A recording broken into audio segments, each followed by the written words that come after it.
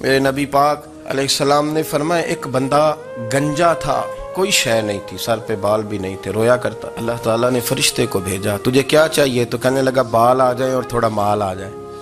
فرشتے نے ہاتھ پھیرا تو بال بھی آ گئے تو بکریاں بھی آ گئیں، لائنیں لگ گئیں، مال ہی مال ہو گئے۔ دوسرے کے پاس گیا، وہ کوڑا تھا، اس کو جا کے کہا کیا چاہیے؟ کہنے لگا شفا ہو جائے اور کچھ اللہ تعالیٰ آسانی کر دے۔ شفا بھی ہو گئی، گائیں بھی دے دی، بھینسیں بھی دے دی، مال ہی مال ہو گئی۔ پھر ایک کے پاس گیا، وہ اندھا تھا، تجھے کیا چاہیے؟ اس نے کہا آنکھیں مل لیں اور کچھ ساتھ اللہ مال دے دے۔ اونٹ ہی اونٹ ہو گئے۔ جب بڑا نواز دیا تو پھر مالک نے امتحان لینے کا ارادہ کیا، یاری تیری سونا ہے پر آزمائشاں بھی تیریاں اگ، آزمائشاں تیریاں، صحیح کہہ رہا ہوں، آزمائشاں تیریاں، یاری تیری سونا ہے پر آزمائشاں تیریاں، اے سونا پرکھیا جامدائی پہلو نال لگاں دے لگ۔ اللہ نے فرمایا آزمائش کرو۔ سب سے پہلے گنجے کے پاس آئے، اسے کہا اللہ کے رستے میں کچھ دیکھا نہیں لگا، میرے خرچے ہی بڑے، دیکھو تو صحیح کتنی مشکل میں وقت گزارتا ہوں، حال ہی کوئی نہیں۔ تو اس نے کہا میں نے تو سنا ہے تو گنجا اور بھوکا ننگا تھا۔ کہنے لگا میں تو جدی پشتی رئیس اعظم ہوں، تجھے کس پاگل نے کہا ہے بھاگ جا؟ اس نے کہا اچھا جیسے تو تھا ویسے ہی ہو جائے۔ کھیت کھلیان اجڑ گئے، پھر سے گنجا ہو گیا۔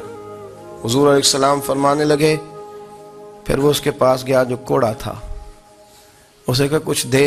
کہنے لگا خرچے ہی بڑے، اب پوچھ لیں کسی امیر آدمی سے، کہے گا چکی کے نیچے ہاتھ ہے میرا، میرے سے زیادہ تو اب پریشان بندہ ہی کوئی نہیں، کیا بتاؤں آپ کو، اتنا ٹیکس ہے، اتنا جرمانہ ہے، فلانی شیف، بڑا کچھ گنواتے ہیں لوگ۔ اس نے کہا میں نے تو سنا تو پہلے کوڑا تھا۔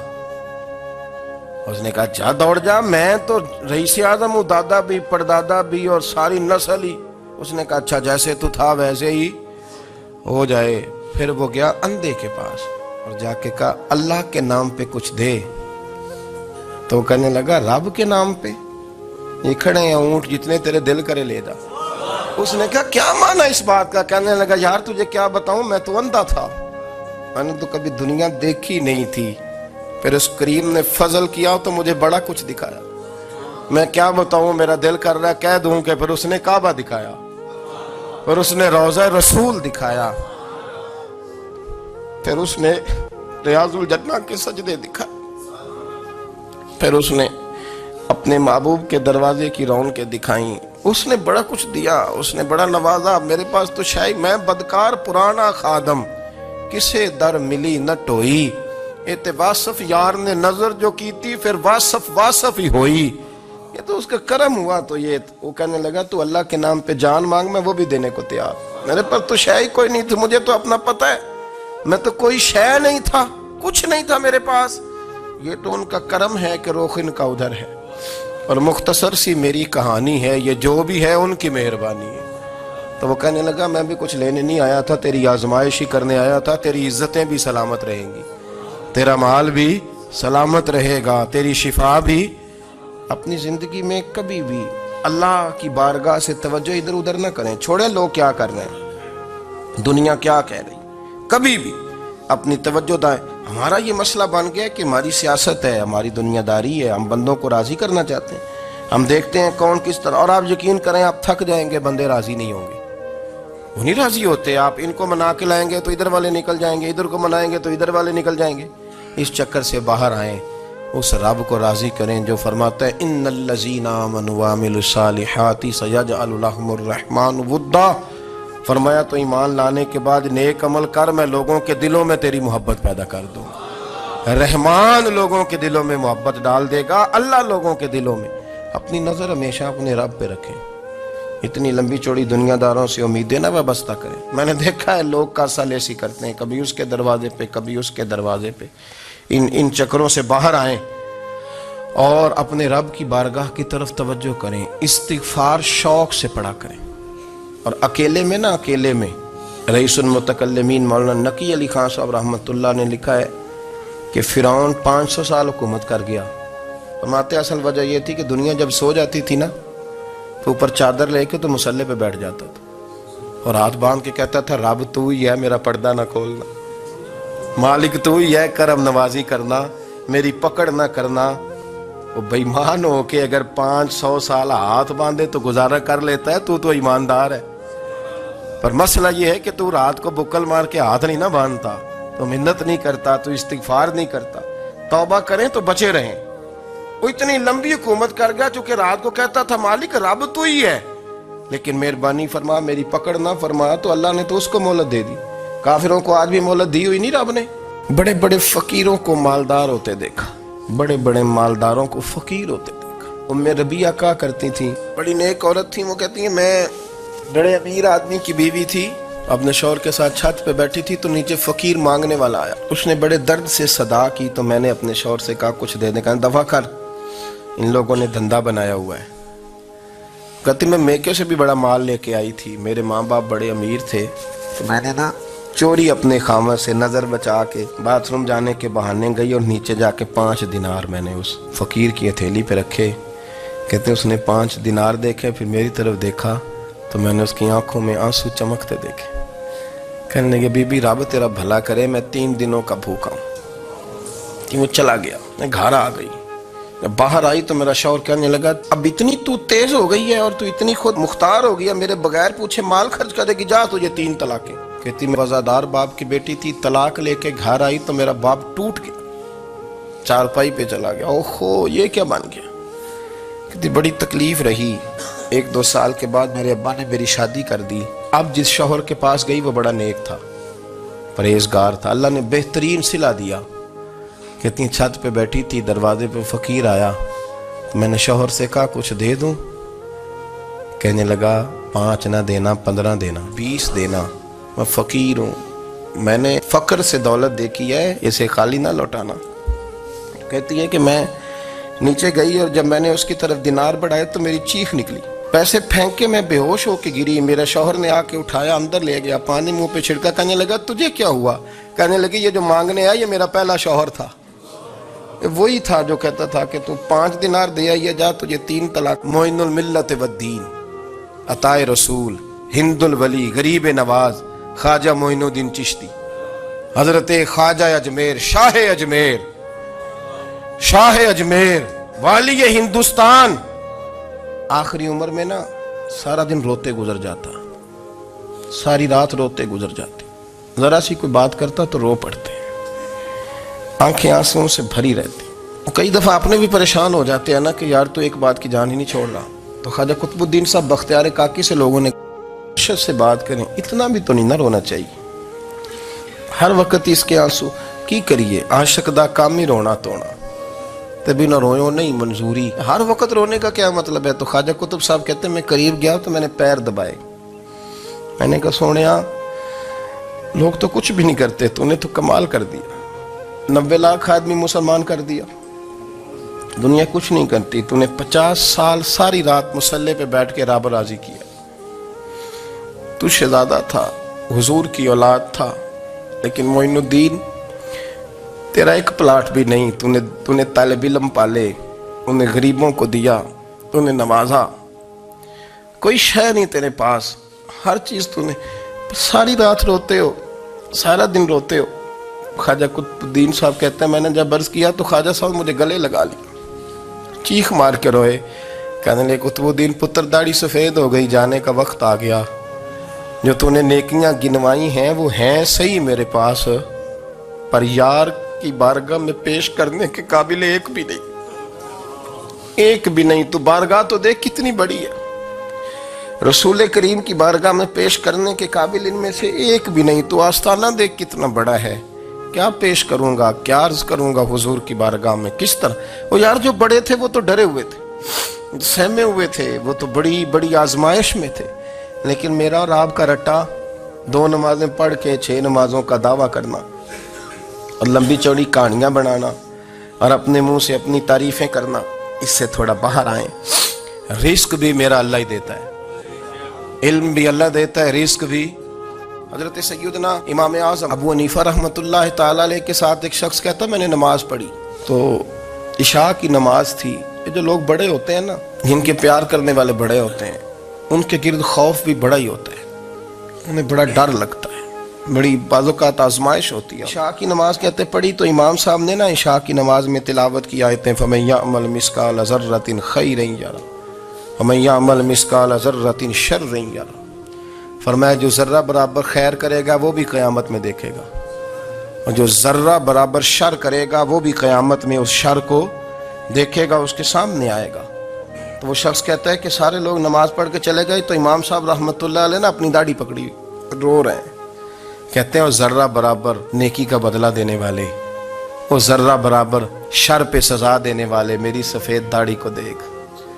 مالک میرے ذرے ذرے سامنے نہ لانا، لوگ تو میری بڑی قدر کرتے ہیں دنیا میں تو بڑا پہچانا جاتا ہوں، لوگ تو میری راہوں میں پھول لیے کھڑے ہوتے ہیں، مجھے بڑا نوازتے ہیں.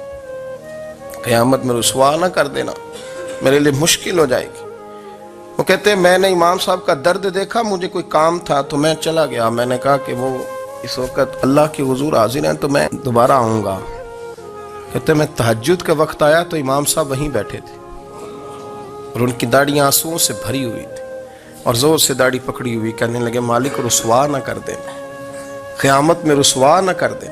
یار جو ہدایت یافتہ لوگ تھے وہ تو ڈرے ہوئے تھے، وہ تو سہمے ہوئے تھے. وہ تو کہتے تھے یہ اس کا فضل نہیں، اس نے بلا لیا، یہ اس کا کرم نہیں. حضرت باعزید بستامی کسی کافر کو دیکھتا تو رو پڑتے، کہتے مالک تو کتنا کریم ہے، یہ بے ایمان رہ گیا، تو نے اپنے فضل سے مجھے اپنے نبی کا غلام بنا لیا. وہ رو پڑتے. یہاں تو لوگوں کا دعویٰ ہی بڑا ہے. نمازی اللہ خیر فرمائے وہ تو دوسروں کو گھورتا ہے، وہ کہتا ہے جنت کا میں مالک ہوں، کنجیاں میرے پاس ہیں، میں کسی اور کو گھسنے نہیں دوں گا. اور اگر 2-3 حج کر لے تو پھر تو وہ کہتا ہے کہ اب میرے سے پوچھ کے لوگ جنت میں جائیں گے معاذ اللہ.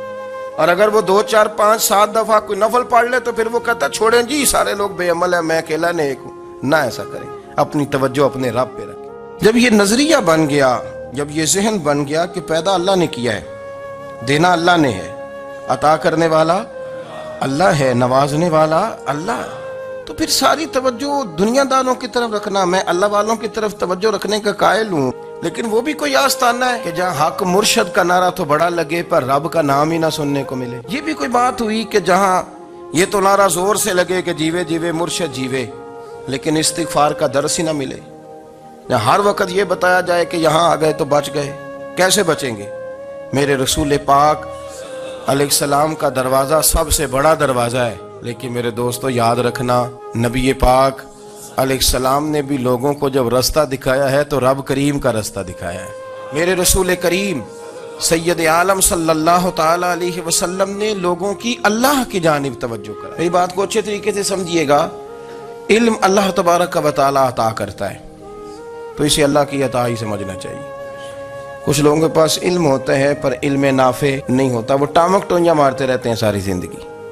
علم کو اللہ کی عطا سمجھیں، اپنی عقل پر اپنے شعور پر زیادہ بھروسہ نہ سمجھیں، نظر اللہ پہ رکھیں. حضرت مولا علی شیر خدا کرم اللہ تعالی وجہہ الکریم سے کسی نے پوچھا تھا بڑا عالم کون ہوتا ہے؟ ہمارے ہاں تو اب وہ والے عالم پائے جاتے ہیں نا اللہ ماشاءاللہ، جو ممبر پہ بیٹھتے ہیں تو دعوے ہی دعوے، اس طرح کے عالم ہمارے ہاں پائے جاتے ہیں.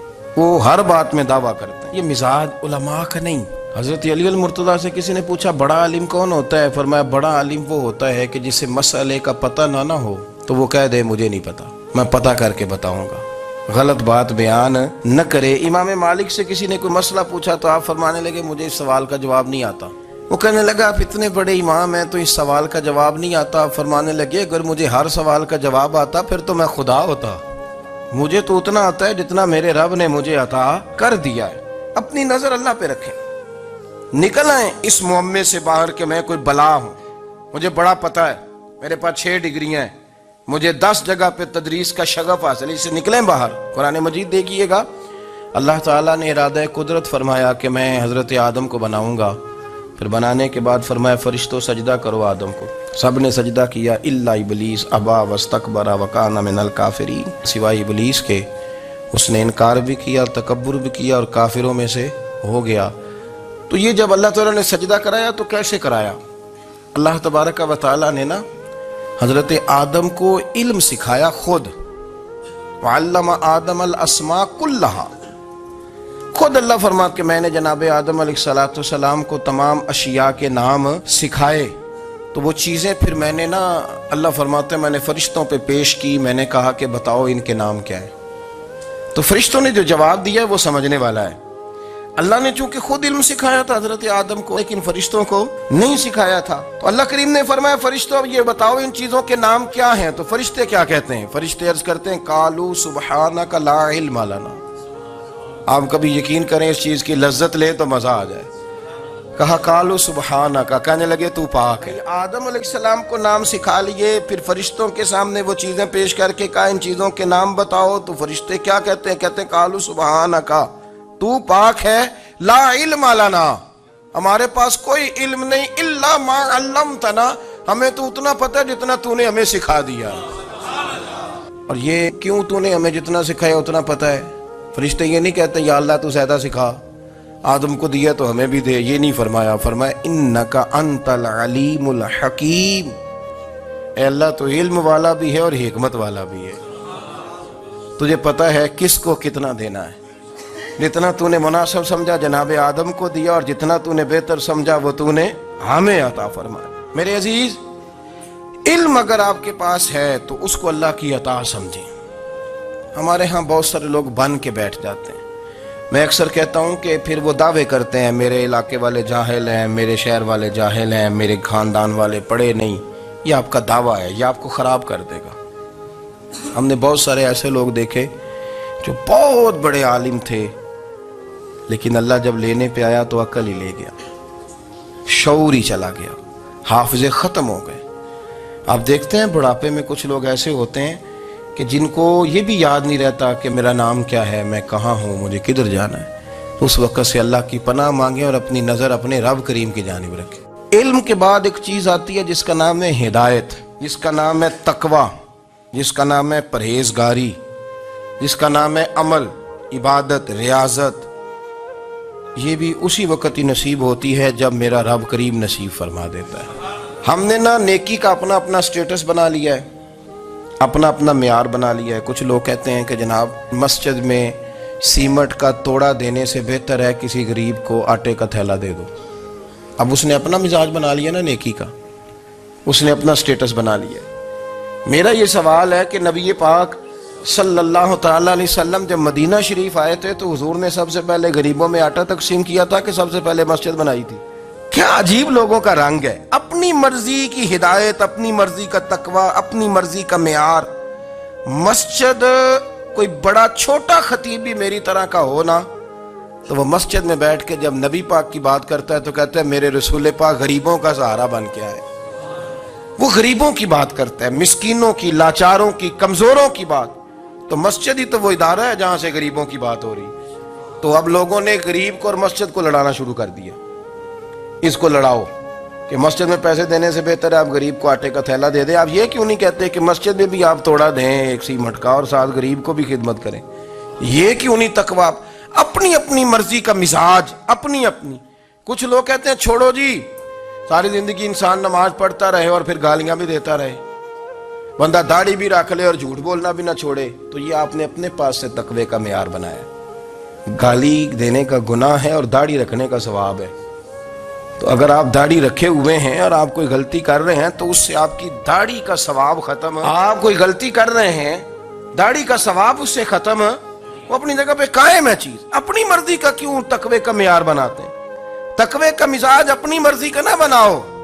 اللہ کی بارگاہ سے دعا مانگو کہ یا اللہ ہمیں ہدایت کا نور عطا فرما، اللہ تو ہمیں رستہ دکھا، تو بتا کہ ہدایت کیا ہے۔ تو رب فرماتا ہے اللہ ولی الذین آمنوا، اللہ مومنوں کا مددگار ہے، یخرجہم من الظلمات الی النور، وہ انہیں اندھیروں سے نکالتا ہے اور نور کی طرف روشنی عطا فرماتا ہے۔ جب حضرت نوح کی قوم قحط کا شکار ہو گئی، آزمائشیں آ گئیں، تو آ کے حضرت نوح سے کہنے لگے اب ہم کیا کریں؟ تو کیا کہا حضرت نوح نے؟ فرمایا فَقُلْتُ اسْتَغْفِرُوا رَبَّكُمْ، آپ نے فرمایا اپنے رب سے استغفار کرو، اپنے رب سے۔ انہوں نے قحط کی بات کی، انہوں نے کہا کہ کھیتیاں اجڑ گئی ہیں، بارش نہیں ہو رہی، قحط کی بات کی۔ آپ نے کیا کہا؟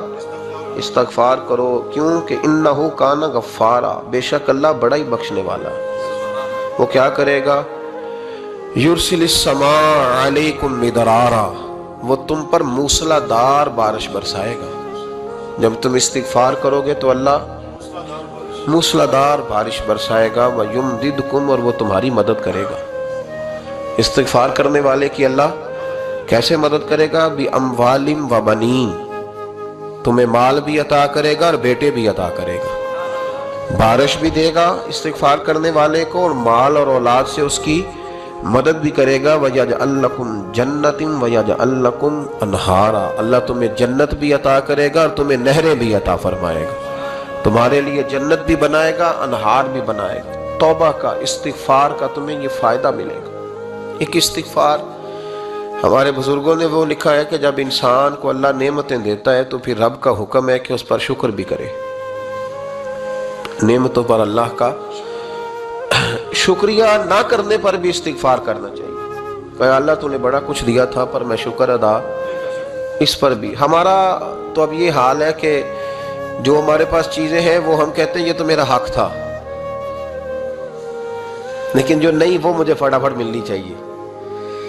مطلب اگر میرے پاس صحت ہے تو اس کو میں اپنا حق سمجھ لیتا ہوں کہ یہ تو میرا، یہ چونکہ ٹھیک ہے جی، یہ تو صحیح ہے، تندرستی ہے یہ تو ٹھیک ہے، لیکن کار کوئی نہیں، وہ ذرا مل جانی چاہیے۔ اولاد تو میرے پاس ہے، وہ تو میرا حق تھا، میرا رائٹ تھا، معاذ اللہ وہ تو ہم نے حق بنا لیا۔ اور میرے پاس بنگلہ کوئی نہیں، وہ مجھے فٹافٹ مل جانا چاہیے۔ بھئی یہ کس طرح تیرا حق تھا، کس حساب سے؟ یعنی جو چیزیں ہیں ان کو سنبھالنے کی فکر نہیں ہے، اور جو نہیں ہے ان کے طلب کی فکر لگی ہوئی ہے۔ شکر نعمت کو محفوظ کر دیتا ہے، شکر نعمت کو محفوظ کر دیتا ہے، اور ناشکری نعمت کو لَئِن شَكَرْتُمْ لَأَزِيدَنَّكُمْ وَلَئِن كَفَرْتُمْ إِنَّ عَذَابِي لَشَدِيدٌ۔ اللہ فرماتے ہیں شکر کر، میں تیری نعمتوں میں اضافہ کر دوں، اور ناشکری کرے گا تو عذاب دوں۔ شکر نہیں نہ ہوتا، شکر نہیں ہوتا۔ دیکھیں نا، 100 روپے ابا جی نے دیا ایک بچے کو اور اس کو کہا کہ جا دکان سے کوئی چیز لے آ، تو وہ 100 روپیہ اس نے رستے میں جاتے کہیں پھاڑ دیا یا گوا دیا، تو اب وہ والد سے دوبارہ 100 مانگتا ہے، تو والد کہتا ہے کہ پہلے 100 کا تو نے کیا کیا؟ نہیں سمجھ آئی آپ کو میری بات؟ پہلے 100 کا کیا کیا؟ تو وہ کہے گا جی باپ میرا دل کرتا تھا میں نے پھاڑ دیا۔ جوان بچہ ہے، سمجھدار ہے، 12-14 سال کا ہے، میرا دل کیا تھا میں نے پھاڑ دیا، ختم ہو گئی بات۔ تو ابا نیا 100 دے دے گا؟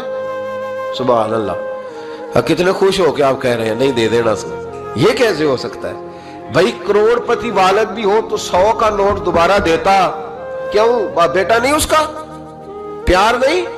کیوں نہیں دے رہا؟ وہ کہتا تو نے میرے پہلے 100 کی قدر نہیں ڈالی، نیا تجھے کیسے مل جائے؟ انہیں خیال ہی نہیں کیا، تو نے جدوجہد ہی نہیں کی، تو نے۔ حضرت مولا رومی نے مثال دی ہے، جناب رومی فرماتے ہیں کہ بغیر محنت کے لوگوں کو اللہ نے نعمتیں دی ہیں تو انہوں نے شکر ہی نہیں ادا کیا۔ اندھے سے پوچھ آنکھ کی قدر کیا ہے، پوچھ اندھے سے، پوچھ معذور سے کہ ٹانگوں پہ چلنا کتنی بڑی نعمت ہے، کبھی پوچھ اس سے جس کا مکان تو ایک کنال میں ہے پر رونے والا بچہ کوئی بھی نہیں، پوچھ اس سے جس کی جیبیں دولتوں سے بھری ہوئی ہیں پر کوئی نہیں کہتا کہ ابا 10 روپے دینا، پوچھ یہ کتنی بڑی تکلیف ہے۔ حضرت رومی نے لکھا ہے، وہ فرماتے ہیں کہ ایک والد تھا تو اس نے بڑی دولت کمائی تھی، تو اس کا بیٹا بے دریغ ہی اڑاتا رہتا تھا، کبھی ادھر پیسے بھگا دیے، کمائے نہیں تھے نا، محنت نہیں نہ کی تھی، کمائے نہیں تھے۔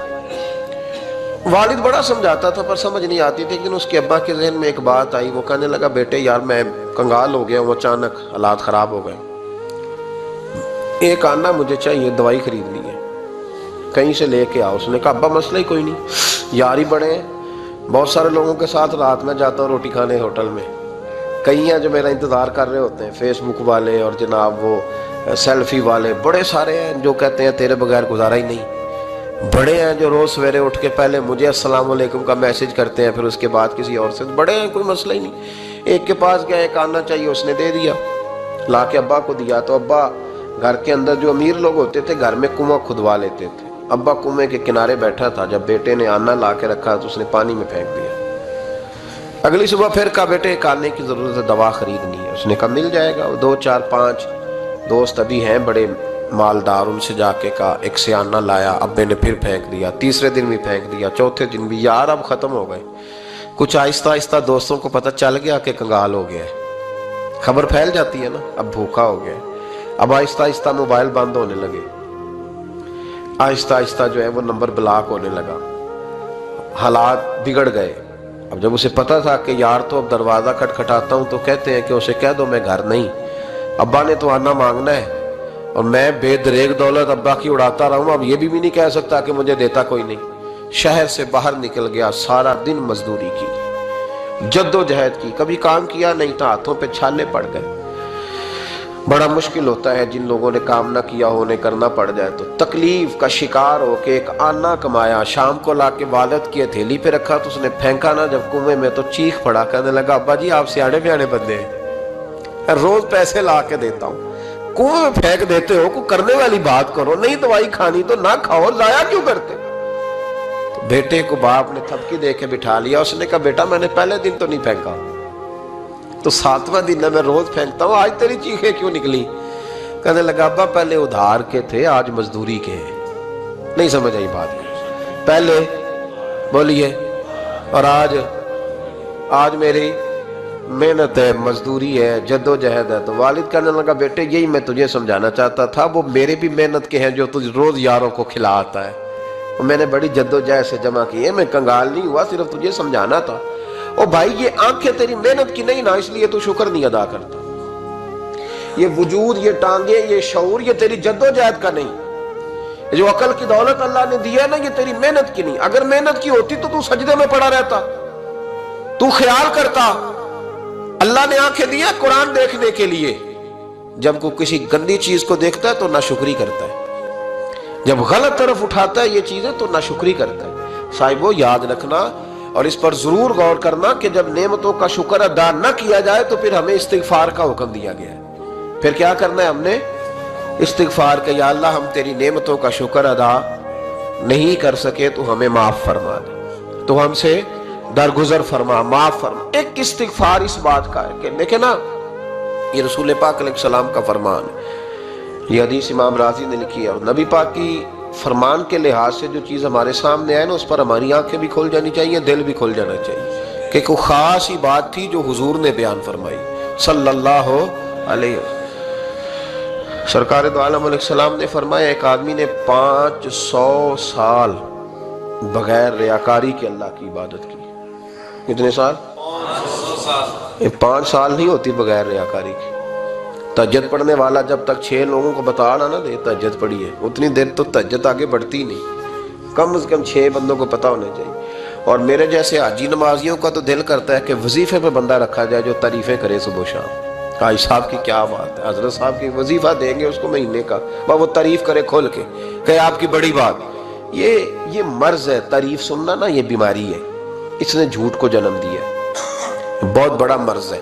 हजरत सादी ने इस पर बहुत बड़े मकालाजात लिखे हैं और फरमाते हैं ये मर्ज कुछ लोगों में बहुत ज्यादा होता है। एक अमीरों में, अमीर लोग नाराज ना हो जाए पर उन्होंने कहा है तो कोई हिकमत होगी ना, अमीरों में तारीफ सुनने का मर्ज बहुत ज्यादा होता है। फरमाते हैं एक बादशाहों में और तीसरा औरतों में, इनमें ये बीमारी बहुत ज्यादा होती है। कोई तारीफ ना करे तो खुद अपनी करनी शुरू कर देते हैं, खुद ही कह देते हैं कि क्या बात सी, मेरे अब्बा जी ते वो ते 100 हाल चलदा सी ते 150 बंदा टुकर कर, अब्बा जी दी छड़ तू दस तेरे किन्ने चलदे, तेरे को किन्ने बंदे रोटी खाते, अपनी बात करना। इकबाल कहते थे तो वो आबाद तुम्हारे ही मगर तुम क्या हो, हाथ पे हाथ धरे मुंतजिरे फिरदा, अब्बा जी की दादाजी के छोड़ अपनी कर, हमें तो तेरा पता है, तू अपनी बात कर, तेरे अंदर भी कोई चीज है कि नहीं। अब्बा दादा तो सबके बड़े हैं, हजरत आदम की औलाद है तो हजरत आदम नबी थे, तो बाप दादा तो सबके बड़े बड़े ही हैं, बात ये है कि अपनी बात करनी चाहिए ना।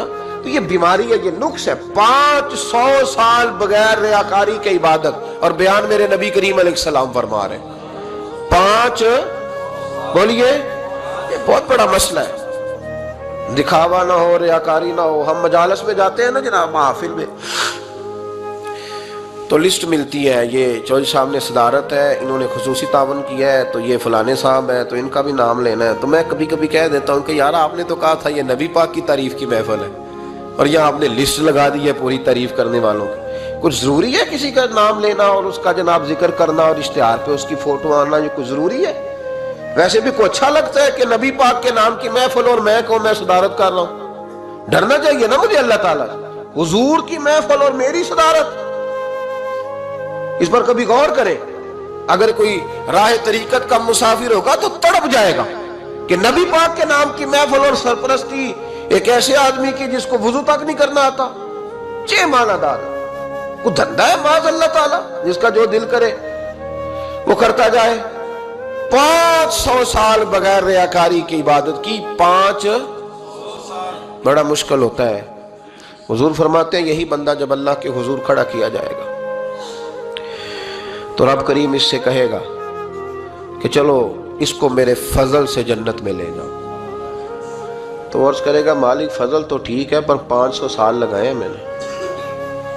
5 وہ مولوی صاحب میری طرح کے بیچارے جو امام مسجد ہوتے ہیں نا تو وہ بھی کہتے ہیں جب میں آیا تھا تو 30 بچے تھے مسجد میں، اب 80 ہو گئے.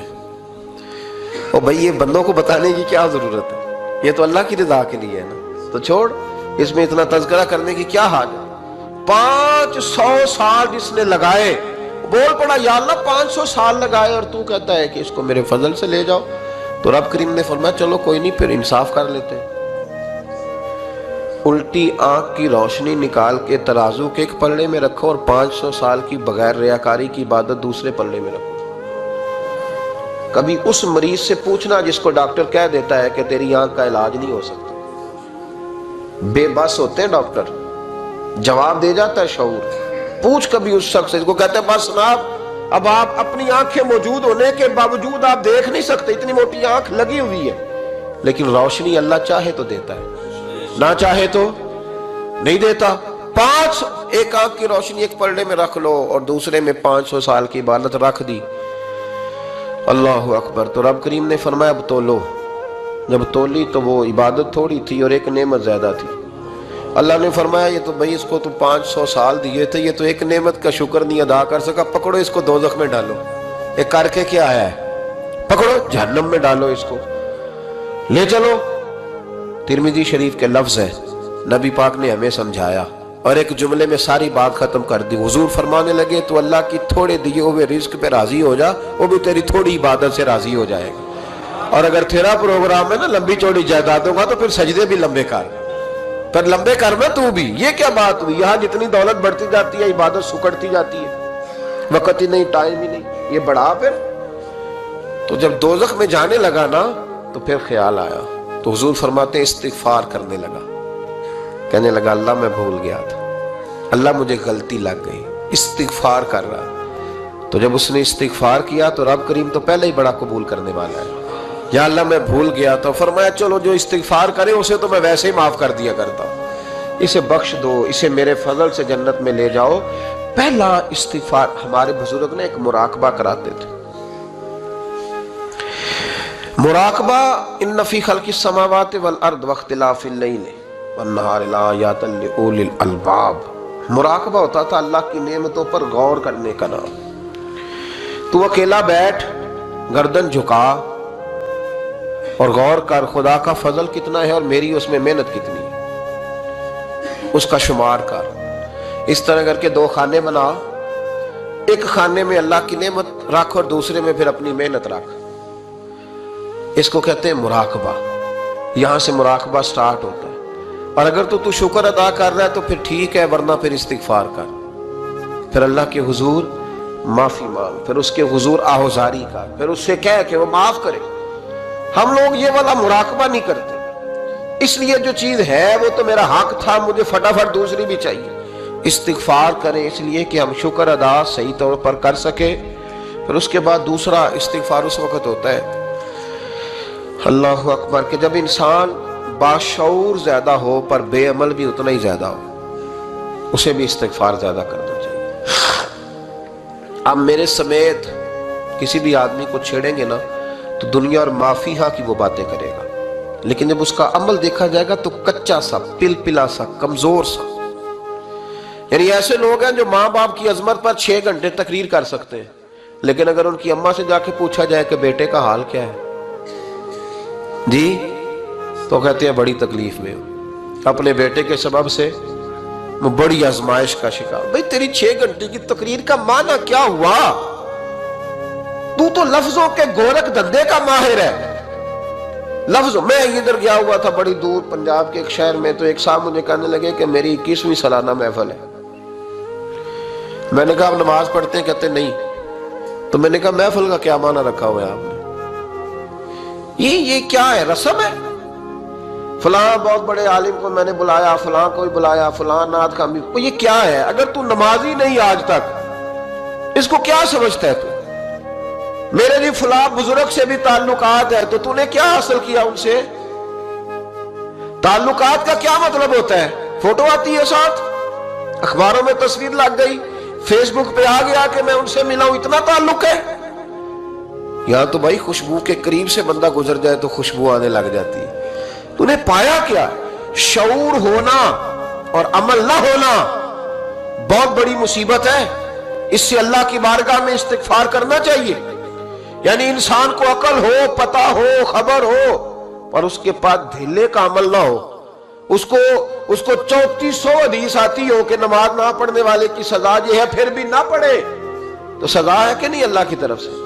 हजरत रूमी रहमतुल्लाह अलैह फरमाया करते थे, बहुत सारे बंदों को अल्लाह सारा कुछ देता है, मस्जिद आने की तौफीक नहीं देता। माना यह है कि अल्लाह उनसे नाराज है। वो कहते हैं कि मैं बड़ा स्मार्ट हूं।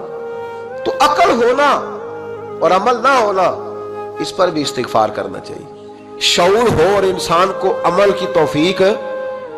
यार सारी जिंदगी गोरख धंधे में गुजर गई लोगों की, लफ्जों के बड़े माहिर रहे, और मैं ऐसे लोगों को देखता हूं तकरीरें 6-6 घंटे की, ओ हो 9-9 घंटे की तकरीरें सुनते हैं, बैठते हैं मजालस में।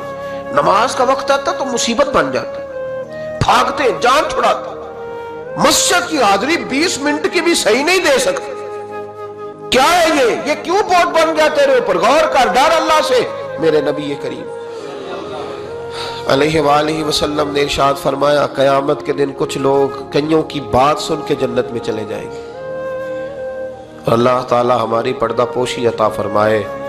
कहा कुछ तबलीगें करने वाले दोज़ख के दरवाजे पे खड़े होंगे तो वो जन्नती कहेंगे कि मौलाना पीर साहब, हम तो आपकी बात सुन के जन्नत में जा रहे हैं, तो आप ये यहाँ क्यों खड़े हैं? तो वो कहेंगे, हाय अफसोस, मैं कहता तो रहा पर अमल ना कर सका। मैं अमल, इससे मुराद सिर्फ मिंबर पे बैठने वाला मौलवी नहीं, इससे हर वो शख्स मुराद है जो नसीहतें तो बड़ी करता है लेकिन खुद अमल वो बहुत बड़ा अल्फाज का जखीरा रखता है, पर अमल के लिए 2 सजदे भी सही तरीके से दे सकता। फिर वो इस्तिगफार करे, फिर वो अल्लाह की बारगाह में माफी मांगे, फिर वो तौबा करे। इसलिए कि जो जितना बड़ा होता था ना, उस पर खशियत भी उतनी ज्यादा तारी होती, उस पर खशियत भी उतनी जितना। हजरत उमर फारूक रज़ी अल्लाह ताला अन्हु को जख्म लग गया, शदीद जख्म लगा, आप आ गए, बड़ी ज्यादा खून बह गया है, बहुत सारे सहाबा आपके गिर्द जमा हो गए, हजरत अब्दुल्ला इब्न मसूद भी आ गए, तो जनाब उमर रोने लग गए। अब तो रोना आता ही नहीं लोगों को।